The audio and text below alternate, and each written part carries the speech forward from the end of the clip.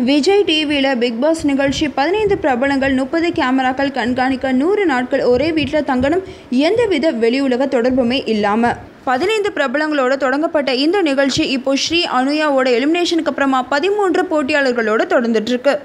இந்த நிகழ்ச்சியில் செலிப்ரிட்டிஸ் எப்படி நடந்துக்கிறாங்கன்னா, ஒருத்தர் போட்டு கொடுக்கறது, சண்டை போடுறது, திட்டுறது, ஏன் கையை நீட்டி கூட அடிக்கிற லெவலுக்கு போகிறதுன்னு தங்களோட சிறப்பான நடவடிக்கையை வெளி உலகத்துக்கு காமிச்சிட்ருக்காங்க.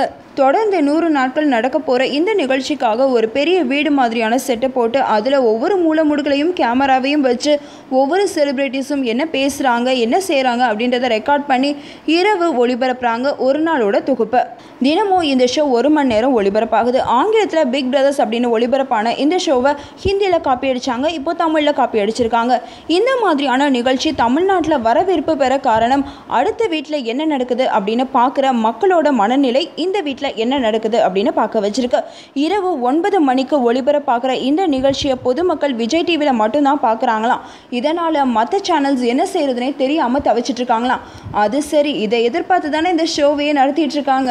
இந்த நிகழ்ச்சியை இதுவரைக்கும் 3 கோடி பேர் பார்த்துருக்காங்களாம். விஜய் டிவி இதை பெருமையாக சொல்லியிருக்காங்க.